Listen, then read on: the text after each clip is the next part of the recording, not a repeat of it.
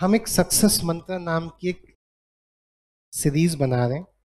कई बार क्या होता है, कुछ एक्स्ट्रा ज्ञान देना क्लास में हम भूल जाते हैं क्योंकि मल्टीपल बैचेस चल रहे होते हैं। तो मैं उन सक्सेस जो ज्ञान देने वाली चीज़ें मैं भूल ना जाऊं, इसलिए मैं उसकी एक सीरीज ही बना रहा हूँ। इसका पढ़ाई से कोई लेना देना नहीं है, बट ये बातें कई बार बतानी बहुत ज़रूरी हो जाती है। तो इससे पहले हमने मंत्रा 1 पढ़ा, मंत्रा 2 समझा, आज हम मंत्रा 3 समझेंगे। आज का मंत्रा 3 का हेडिंग है, तुम्हें पता है फिर भी मुझे बताना ज़रूरी है। तुम्हें पता है कि आपको कौन सा पेन यूज़ करना है, ब्लैक पेन, पता है तुम्हें, बट मैं बता रहा हूँ कि तुम्हें कौन सा पेन यूज़ करना है। भूल मत जाना। कई बार ऐसा होता है, क्लास सेंटर के बाहर एक बच्चा रो रहा होता है, पापा मैं ब्लैक पेन नहीं लाया, पापा ब्लू, और पापा सांत्वना दे रहे हैं, कोई बात नहीं मैं अभी जा रहा हूँ स्कूटर से लेके आता हूँ तेरे लिए ब्लैक पेन। लेकिन आपका तो उसी समय मूड खराब हो गया, तो पेपर क्या ही तमीज से दोगे। तो आप अभी से एक पेन खरीद लो, 1 महीना बचा है अभी, और उस पेन से ग्रिप बना लो लिखने की। कहीं ये मत बोलना पापा उस दिन ना उस पेन से ग्रिप नहीं बनी इसलिए पेपर 3 घंटे में सॉल्व नहीं हुआ। प्लीज ये एक्सक्यूज नहीं चलेगा। दूसरी चीज, आपको जब आईसे की साइड से बुकलेट मिलती है तो उस बुकलेट में ना कुछ इस तरीके से छपा हुआ होगा, नाम लिखो, रोल नंबर लिखो, कौन से क्वेश्चन अटेम्प्ट किए वो लिखो, रोल नंबर लिखो अक्षरों में, फिर नीचे गोले भी भरो। बहुत सारे बच्चों से गलती हो जाती है कि उनका रोल नंबर होता है 264810। अब गोले कहाँ भरने हैं? एक होगा 0 का, एक होगा 1 का, एक होगा 2 का, एक होगा 3 का, एक होगा 4 का, एक होगा 5 का। कोई ध्यान नहीं देगा तो क्या कर देगा, लग गई उसकी लंका। क्योंकि उसने 1 के आगे गोला भर दिया, जबकि उसको कौन सा गोला भरना था, 2 के आगे। तो आप ऐसी गलती ना करें, इसलिए प्लीज घर पे एटलीस्ट अपने रोल नंबर को 2-3 बार ऐसे भर के देख लो। मतलब घर पे बैठ के जब आपका रोल नंबर आ जाए ऐसे गोले बनाना और फिर ये भर लेना, ताकि आपको आदत पड़ी रहे कि कैसे भरना है। एग्जाम में जाके पैनिक मत हो जाना। ये दूसरी छोटी सी चीजें हैं जो शायद आपको पता हो, बट फिर भी मैं आपको बता रहा हूं कि कहीं इस वजह से आपको एग्जाम में पैनिक अटैक ना आए। पॉइंट नंबर 3, जब आपको कॉपी मिलती है एग्जाम की, तो वो कॉपी कुछ देखने में इस प्रकार की होती है। आ जाओ भाई, ये रही हमारी कॉपी। हाँ जी, फर्स्ट इमेज ही चाहिए हमें। आ जाओ यार, अरे यार एक सेकंड। ये रही हमारे पास आंसर शीट। कुछ इस टाइप की कॉपी रहती है हमारे पास। खुल जा, अरे खुल जा, खुल गई। देख रहे हो यहाँ पे गोले भरने पड़ेंगे, ये गोले ऐसे भरने पड़ेंगे ध्यान से। चलो ये हमारी कॉपी है। ध्यान से देखेंगे तो कॉपी का इतना मार्जिन छूटा हुआ है, कॉपी का इतना मार्जिन छूटा हुआ है। एक बात प्लीज समझने की कोशिश करना, आपके साथ पूरे उस सेंटर की जितनी भी कॉपियां उनके बंडल बनेंगे। बंडल कैसे उठाए जाते हैं?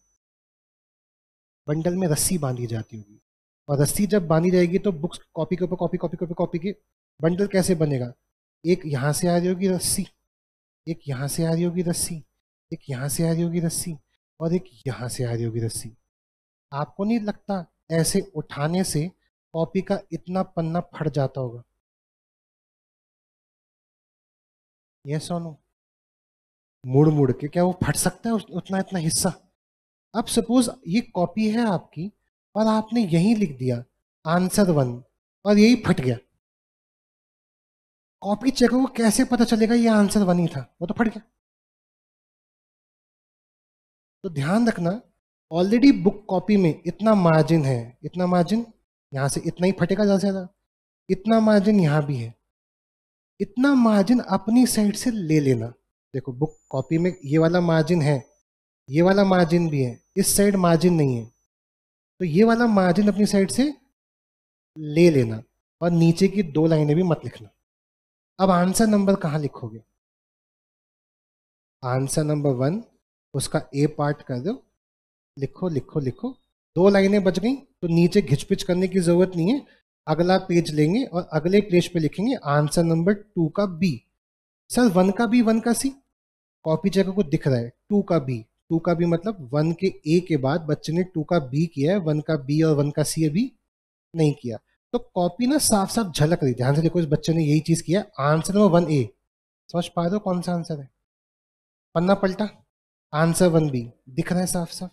पन्ना पलटा, आंसर 1 सी दिख रहा है साफ साफ। पन्ना पलटा, आंसर 3 है। क्या कॉपी देखने में थोड़ी शोभनीय हो गई है? प्लस जब आप इस कॉपी को ध्यान से देखेंगे तो आपको पता चलेगा इसने सब कुछ लिखने के बाद कीवर्ड्स को अंडरलाइन किया है। तो यहीं से हमारा तीसरा एक सुझाव निकल, चौथा सुझाव निकल के आया क्या, कि पूरा आंसर लिखने के बाद आपको जो भी कीवर्ड्स दिखें, सेक्शन, की स्टडी का नाम, कंक्लूजन, यस या नो, ये क्या होने चाहिए, ताकि कॉपी चेकर को पता चल जाए कि ये कंक्लूजन है, ये तो लिखा है इसने। आपको पता है ये बात, मैं बस याद दिला रहा हूं। कई बार पता होना और याद दिलाने में फर्क आ जाता है, भूल जाते हैं हम अपनी शक्तियों को। हनुमान जी को अपनी शक्तियां नहीं पता थी, तो जामवन अंकल ने याद दिला दी, भाई साहब आप लंका पार कर सकते हो, आप तो खा गए थे सूरज भगवान को भी, याद आ गई। तो शायद जो हमारे बैक ऑफ द माइंड हमें पता था लेकिन हम उसे सोच नहीं पाए थे, आज मैं आपको याद दिला रहा हूँ। कीवर्ड्स को क्या करना है आपको?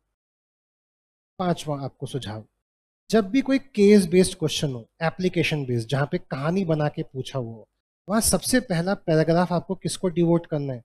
लॉ को बताने में, या कोई कोर्ट जजमेंट थी तो उसको बताने में। आपको यहाँ रीजन देना है कि क्यों मैं नीचे आंसर दूंगा। तो पहले आप बोलते हो ना भाई लॉ तो ये कहता है, कोर्ट जजमेंट तो ये कहती है। फिर अगर क्वेश्चन थोड़ा ज्यादा मार्क्स का है, 6 मार्क का, 7 मार्क का, तो आपको क्वेश्चन से भी कुछ बातें चुरानी है, जिसे हम फैक्ट्स बोलते हैं, कि क्वेश्चन क्या कह रहा है। क्वेश्चन को आपको एक्टिव से पैसिव, डायरेक्ट से इनडायरेक्ट स्पीच में कन्वर्ट करना पड़ सकता है। एंड थर्ड आप क्या देंगे? कंक्लूजन। तो अल्टीमेटली आपको कोई भी केस बेस्ड आंसर कितने तरीके से ड्राफ्ट होगा? उसमें 3 एलिमेंट्स होंगे। पहला, हम ये आंसर किस रीजन से दे रहे हैं, वो रीजन क्या है, लॉ या कोर्ट जजमेंट। दूसरा, क्वेश्चन क्या कहता है। एंड थर्ड, हम फैक्ट्स वाले पार्ट को इग्नोर या बहुत ही वन लाइनर भी कर सकते हैं। कब? अगर क्वेश्चन 3 या 4 मार्क का है, लेकिन अगर 5, 6, 7 मार्क का है तो आपको क्वेश्चन में से भी फैक्ट्स कुछ निकालने पड़ेंगे, क्योंकि हो सकता है आपके पास लिखने के लिए कंटेंट कम हो। समझे आप? पता था ये बात, मैंने बस आपको ये बात आज रिकॉल करवाई है। उसके बाद पॉइंट नंबर 6, एक बहुत ही मोटिवेशन बात है, प्लीज समझना अगर आप इस बात को समझ पाए तो। आपकी कॉपी का ग्राफ ना, सपोज ये गुड कॉपी है, ये बैड कॉपी है, ये क्वेश्चन 1 है और ये क्वेश्चन 6 है, तो आपकी कॉपी का ग्राफ कुछ ऐसे जा रहा होता है। मतलब जब आप पहला क्वेश्चन लिखते हैं तो आपकी कॉपी बड़ी साफ सुथरी, सेक्सी लगती है। फिर जैसे जैसे आपके आंसर 5, 6 पे पहुंचते हैं, आपका लॉ गायब हो जाता है, क्योंकि आपको पता चलता है 2.5 घंटे हो गए हैं, मैंने अभी तक 3 क्वेश्चन किए हैं, अब अगले आधे घंटे में मुझे 2 क्वेश्चन और सॉल्व करने हैं। और फिर जो आप घसीट करते हो, गंदी राइटिंग लिखते हो, आधा लॉ लिखते हो, आधा छोड़ते हो, और उस वजह से आप इस स्टेज पे पहुंचते हो। तो कॉपी चेकर शुरुआत में आपको मार्क्स दे रहा होता है, ए 7 में से 5, ए 4 में से 7, ए 3 में से 7, ए 1 में से 7, सॉरी 7 में से 1, गलत बोल रहा हूँ, 7 में से 1। और ये ग्राफ की वजह से आपके मार्क्स आते हैं 39। It's all about presentation, it's all about presentation. इससे आपकी कॉपी पे आपने सही भी लिखा होगा तो भी फर्क नहीं पड़ता, क्योंकि आपकी कॉपी एक इंसान चेक कर रहा है, इंसान कैसे आपकी ओर अट्रैक्टिव हो, कैसे आपकी ओर आकर्षित हो। तो आपको अपनी कॉपी आकर्षित बनानी पड़ेगी। पूरा क्वेश्चन पेपर देख के मैं ये डिसाइड करूंगा कि मुझे इन सारे क्वेश्चनों में से ये 4 ऐसे क्वेश्चन है जो मुझे बहुत तमीज से आते हैं। मतलब यहाँ मैं एक भी मार्क्स लूज नहीं कर सकता, इसमें तो मैं 6 से 6 लाके रहूंगा। तो मैं उन 4 क्वेश्चनों को ना इस तरीके से यूज करूंगा कि क्वेश्चन नंबर पहला जो लिखूंगा वो 6/6 वाला होगा मेरे नजर से। आई से 6 में से 5 दे दे, बात की बात है, बट मेरे हिसाब से मैंने 6 मार्क्स लिखा है। दूसरा क्वेश्चन ये भी 6/6। अंदर के जो क्वेश्चन है वो 3/6, 4/6, 2/6 वाले हो सकते हैं। फिर जो एंड में लिखूंगा लास्ट क्वेश्चन वो 6/6 होना चाहिए, जो उससे लास्ट लिखूंगा वो 6/6 होना चाहिए। यानी शुरू के 2 क्वेश्चन और एंड के 2 क्वेश्चन इतने ऑसम हो कि बीच की कॉपी ऊपर नीचे चलेगी। ये इंप्रेशन की बात है। मैं जब ऐसा कॉपी चेक करता हूँ तो मैं देखता हूँ कितने पन्ने लिखे हैं। एक आईक्यू, मैंने बोला ना, जब मैं पढ़ाने बैठता हूँ तो मैं ये डिसाइड करता हूँ कि ये चैप्टर है, इतने पार्ट्स हैं, ऐसे से पढ़ना है। तो जब मैं कॉपी चेक करूंगा तो मैं सबसे पहले क्या देखता हूँ, मैंने किया क्या है। सबसे पहले नजर मारी, सबसे आखिरी देखा, ओ आखिरी में भी साफ सुथरी हैंड राइटिंग है, आखिरी में भी अंडरलाइनिंग की है, आखिरी में भी सब लिखा है। अब मैंने आपके बारे में एक ओपिनियन ड्राफ्ट की, अब मैं उस ओपिनियन के बेसिस पे आंसर रीड करते करते आपको मार्क्स दूंगा, क्योंकि मुझे पता है कि इसने एंड में भी अच्छा काम किया है। अब मैं ना आपके प्रति बायस्ड हो गया, थोड़ा प्यार आ गया ना मुझे आपसे। ये तो एंड तक अच्छा अच्छा लिख रहा है, जबकि बीच में आपने क्या किया, गुड़गोबर। लेकिन मेरी ओपिनियन अच्छी होने की वजह से मैं आपको अच्छे अच्छे मार्क्स देता चला गया, और आप बिकॉज ऑफ नॉट योर अच्छी copy but because of A presentation आपके 45 नंबर आ गए। ये बेहतर है या ये बेहतर है? क्रिकेट मैच कौन सा पसंद है आपको, जहां आपको 2 ओवर पहले ही पता चल जाए कि मैच ये टीम जीत रही है, या जब लास्ट बॉल तक सस्पेंस बना रहे? उसी पे आती ना टीआरपी। लास्ट तक आपकी कॉपी सेक्सी लगनी चाहिए। ये मेरा ओपिनियन है, हर टीचर का ओपिनियन अपना अपना हो सकता है। एक सुझाव और दूंगा, हमने कितने सुझाव दे दिए, 6। एक छोटा 7वां सुझाव, आप क्वांटिटी पे जाएं QTY या क्वालिटी पे जाएं। मतलब आपको 5 क्वेश्चन करने हैं, तो आपको 5 क्वेश्चन सॉल्व करने चाहिए, या 3 क्वेश्चन परफेक्टली क्वालिटी के साथ सॉल्व करने चाहिए, या 5 क्वेश्चन एवरेज लिख के आने चाहिए। समझे मैं क्या कह रहा हूँ, क्या कह रहा हूँ? 5 क्वेश्चन लिखेंगे, बेशक उन 5 क्वेश्चनों में मुझे हर क्वेश्चन में कितने मिल रहे हैं, 3/6, 3/6, या मैं 3 क्वेश्चन लिखूं, सिर्फ 3, और जहां मुझे कितने मिल रहे हैं, 5/6, 5/6, 5/6।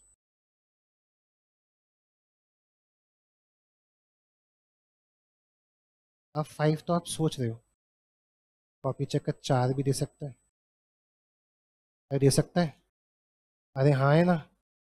तो बताओ कितना टोटल बैठा, 14। और यहाँ क्योंकि इस बच्चे ने 5 क्वेश्चन किए हैं, कितने किए, कितने किए बेटा, तो इसका टोटल कितना बैठा, 15। तो हमेशा मेरा सजेशन है, मुझे ऐसा लगता है हमेशा क्वांटिटी एवरेज वाली जीत जाएगी ओवर क्वालिटी। आप बहुत ही बेहतर तरीके से आंसर लिख रहे हो, लेकिन सारे आंसर नहीं कर रहे।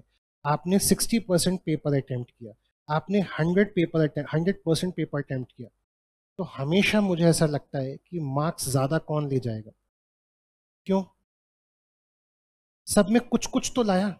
यहाँ तो आपने स्कोप ही छोड़ दिया ना, 40% पे तो 0 मार्क्स है, और 60% आपको लगता है आपने क्वालिटी लिखी है। लेकिन जैसे इस बच्चे को क्या मैंने आपको कॉपी दिखाई थी, इस बच्चे को क्या लिख रहा है, सर सब कुछ ठीक है, मार्क्स कैसे मिले, 0/4, 0/3, 0/7, 0/6, मतलब इसने तो क्वेश्चन अटेम्प्ट ही नहीं किया, 1/7, 2/5, 1.5/2, 0/6। तो आपको लगता है ना कि आपने बेहतर लिखा है, कॉपी चेकर डिसाइड करेगा। तो क्वालिटी जैसा कुछ नहीं होता, क्वालिटी कौन डिसाइड करेगा, कॉपी चेकर। तो हमेशा किस पे प्रेफरेंस देना, यानी आपको अपना 100% पेपर दे के आना। मैंने इस वीडियो में आपसे जो भी बातें की होंगी, हो सकता है आपको ये सारी बातें पता है, मैंने तो बस क्या किया, रिकॉल कराया। पहली बात क्या रिकॉल कराई, इससे जल्दी जल्दी बताओ, ब्लैक पेन का यूज़ करना है, आज ही खरीद लो। पॉइंट नंबर 2, जब आप कॉपी भरेंगे तो वहाँ आपको गोले भरने पड़ेंगे, रोल नंबर को फिगर्स में और रोल नंबर को सर्कल्स के फिल करना पड़ेगा। अभी से आदत डाल लेना कि क्या लिखना है। तीसरा, कॉपी बहुत बड़ी होगी, प्लीज़ कॉपी का जो आंसर है वो नंबर सेंटर पे लिखना। इसके बाद कीवर्ड्स को अंडरलाइन करना। आंसर अगर केस बेस्ड है तो 3 पार्ट में तोड़ देना, लॉ, फैक्ट और कंक्लूजन। छठा, आंसर का ग्राफ ऐसे मत जाने देना, आपके शुरुआत के क्वेश्चन अच्छे होने चाहिए और आपके एंड के क्वेश्चन अच्छे होने चाहिए। एंड लास्ट लास्ट क्वालिटी को प्रेफरेंस मत देना, क्वांटिटी को प्रेफरेंस देना। 100% पेपर करना, रेदर 60% पेपर करो और एज्यूम करो कि इसमें सारे के सारे आ जाएंगे। नहीं, 60% पेपर करोगे तो पास हो ही नहीं सकते। पास कब होगे? जब आप 100% पेपर करेंगे। ठीक है, ये सब बातें अगर आपको पता थी अच्छी बात है। अब मैंने दोबारा रिकॉल करा दी, अगर भूल गए तो दोबारा याद कर ले। ये हमारी क्लास का टॉपिक था मंत्रा नंबर 3। हम इसके बाद और भी क्लासेस लाएंगे जिसमें मंत्रा 4, मंत्रा 5, मंत्रा 6, मंत्रा 7 पे बातें। ठीक है, चलो टाटा बाय बाय।